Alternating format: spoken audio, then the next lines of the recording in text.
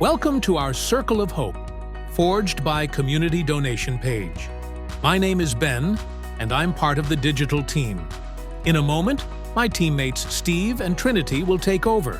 However, first, I'd like to provide a quick introduction. We understand that your schedule is busy, so we've created a brief audio message to get you started.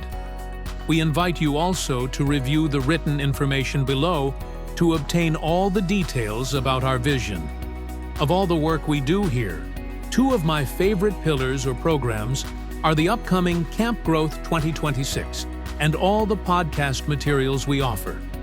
While our core goal is to help people and families affected by the incarcerated system, we also warmly welcome anyone who wants to improve their own growth journey as well. We believe in community care, so our materials are provided free of charge. However, we do offer ebooks on Amazon. The small proceeds from each Amazon purchase are used to buy gift cards for all of our volunteers, a small token of thanks from the CEO and founder, David. It's time for me to go and send this off to my teammates. We have a saying, we don't say goodbye, we say, until the trumpet blows. Until then, let's push forward until he comes. God bless you. First off, thank you, Ben, for that really excellent introduction. We're genuinely delighted to have you as part of the CA Jail Outreach digital team. Yes, absolutely. It's great having Ben on board. And hello, everyone. I'm Steve. And I'm Trinity. And together with Ben, we're really honored to be your speakers today on behalf of the CA Jail Outreach digital community team. We really appreciate you taking a moment out of your busy day to listen. We know your time is valuable. Yeah, so we wanted to offer just a brief, kind of concise and informative introduction to the organization and what it's all about. So welcome. A really heartfelt welcome if you're visiting the donation page. We like to call it a circle of hope forged by community. That phrase, a circle of hope forged by community, it really says a lot, doesn't it? It really does. I mean, it represents you, the listener, it represents us, and really the collective effort. You mean the donations, the support, maybe volunteer time? Exactly. All of that. That's what builds this community, this circle. We're just so deeply grateful for your interest. Truly, your generosity, your support. It's the lifeblood of this mission. We can't stress that enough. And we really invite you to join this circle of hope, to stand alongside us, as we serve individuals and families who've been affected by the justice system. Giving and supporting those who need it most.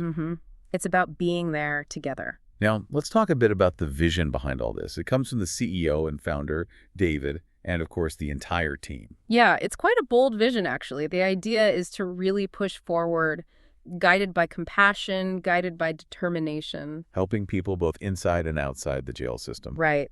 And that's key. What makes this mission, I think, really special is that it deliberately reaches out to the families, too, and the children. Kids who are facing incredibly tough times, often through no fault of their own. Exactly. And the impact that's being made together. Well, the team finds it truly inspiring, and frankly, so do we. So as we explore this organization with you, we really want to emphasize how important this mission is. We genuinely invite you to join the Hope community with us.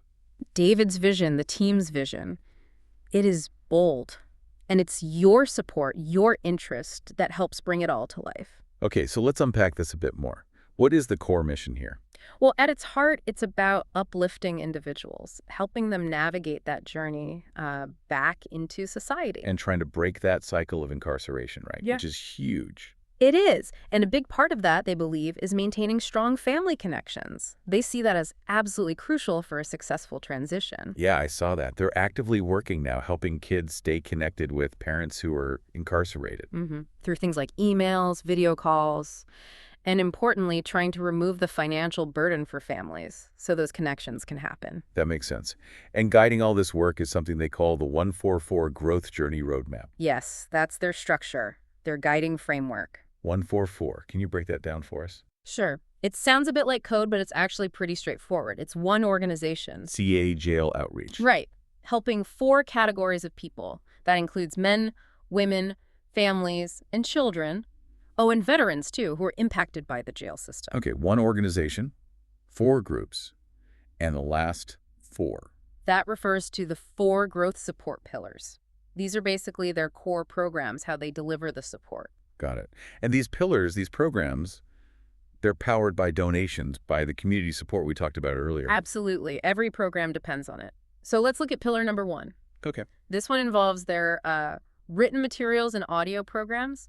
They group this under the umbrella of our Circle of Hope. So like the ebooks, the Yeah. growth journey ebooks. Exactly. And also things like the Growth Journey, a deep dive podcast. Oh, sorry, not deep dive podcast, just the Growth Journey podcast, and the Bible Bites podcast, Big Truths in Minutes. Okay, so these offer tools for what? Spiritual growth, character development. That's the idea, tools for that journey. And what's interesting is they point out these aren't just for people connected to the jail system. Right. They suggest anyone looking for personal growth could find them helpful. Precisely. A broader applicability. Okay, pillar 2 is the BEAR program. BEAR. Yeah, and BEAR stands for Blessed, Equipped, Accepted, and Redeemed. And this involves teddy bears. It does. It's quite touching, actually. They send personalized teddy bears to young children, kids who really need comfort during these tough times. Personalized how? Well, each bear has the child's name on it, and it plays the song Jesus Loves Me, and it also recites 3 short, comforting prayers. Wow.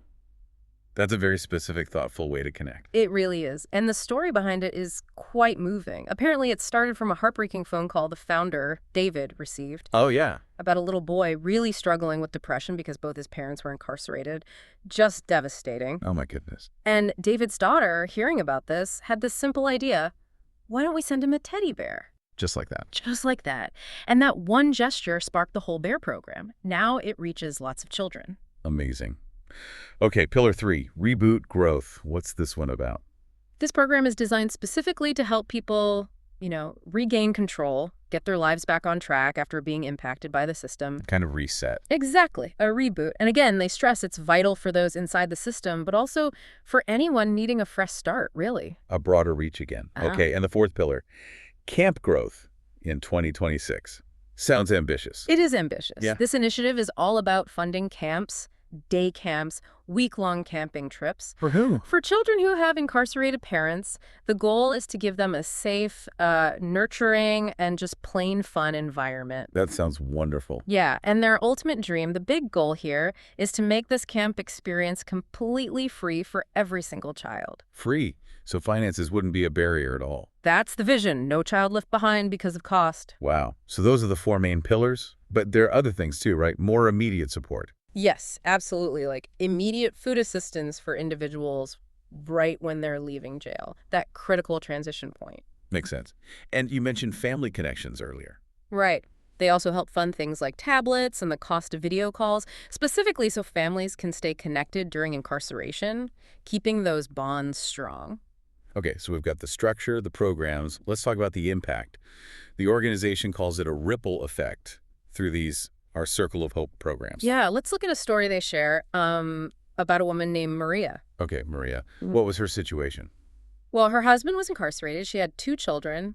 And suddenly there's this huge void, right, affecting everyone. The emotional toll must have been immense, not to mention the financial strain. Exactly. The materials really emphasize that burden on the spouse, on the family. Loved ones often carry so much when someone is incarcerated. So Maria was struggling. How did CA Jail Outreach come in? She apparently discovered them, maybe through outreach or word of mouth, and described it as finding a real lifeline. What kind of help did she get? Through that 1-4-4 growth journey blueprint we talked about, she got practical help. Things like educational materials from our Circle of Hope for her kids. And the video calls. Yes, crucial video calls. Helping the kids maintain that connection with their father. See him, talk to him, so important. And for Maria herself? Beyond the practical stuff, she apparently found a lot of solace and strength in our Circle of Hope materials, the podcasts, the written content. Things that offered encouragement, insight. Yeah. Helping her navigate the emotional side of things, giving her renewed hope, as she put it. And that's the impact they aim for, right? That hope in her voice, the change in their kids. That's exactly what they highlight, presented as a direct result of the community's support flowing through these programs. The powerful picture. Let's shift to another story they share, this one about a man named Marcus. It goes back to the organization's launch, I believe. Right, Marcus. The narrative paints a picture of him inside the prison system, feeling pretty hopeless. Future looking bleak, days blurring together. Despair setting in. Common, unfortunately. Very common. But then another inmate tells him about CA jail outreach, someone who'd found maybe a little bit of light themselves. And Marcus reached out.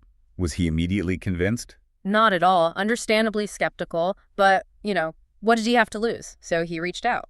And what happened? Did they promise him the moon? No, interestingly, the first step wasn't about grand promises. It was an invitation to look inward.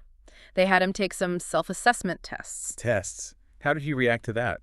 Initially thought it was pointless, apparently, but the results surprised him. They showed he had this real aptitude for logical thinking, for problem solving, not just deficits. Huh.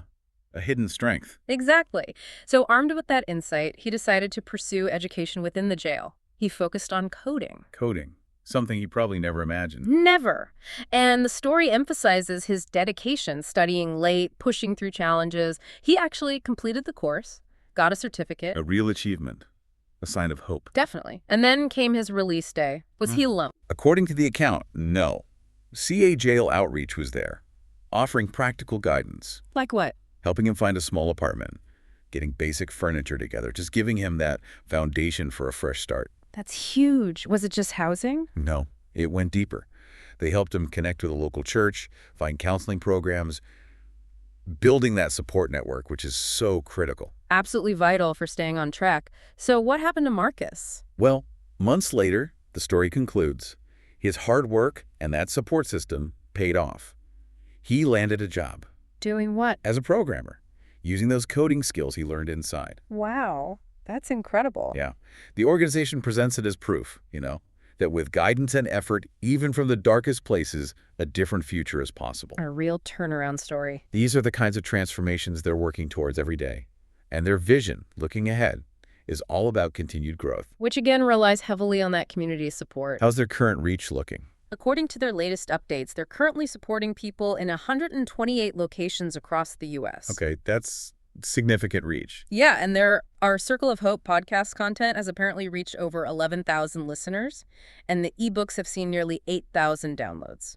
So the digital outreach is growing. And looking further ahead, they have some big goals, right? Two really ambitious long-term goals stand out in their strategic plans. First, that free Camp Growth 2026 we mentioned. Right, the goal being a completely free camp experience for every child affected. No financial barriers. Exactly. And the second major goal is called jail system integration. What does that involve?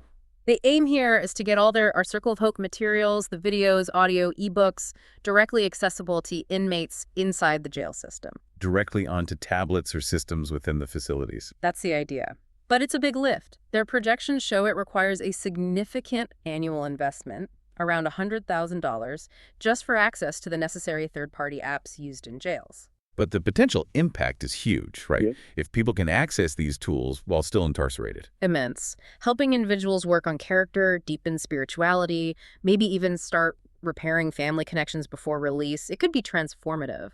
And just for clarity, the organization operates as a nonprofit. Yes, they're a registered federal 503c nonprofit, which means donations are tax-deductible under U.S. law. And they provide the necessary tax documentation. Correct. They really position community contributions as the fuel for everything they do, every program, every act of support. So as we start to wrap up our look at CA Jail Outreach today, gratitude seems like a key theme for them. Very much so. They express heartfelt thanks for the unwavering support and positive feedback they receive. They say it means the world. And they also ask for something else, don't they? Yes, prayer. They really believe in its power and humbly ask people to keep the organization in their prayers, especially as they aim for that next level of growth and impact. Are there specific things they're asking people to pray for? They mentioned two specific requests. First, for Camp Growth 2026. Praying for the right locations to become available and for the financial support needed to make it free for every child. Okay. And the second one? Is for their CEO, David, asking for prayers for wisdom and grace as he leads the organization forward in this challenging but vital mission. It's also mentioned that David, the CEO and founder, is quite accessible. Apparently so.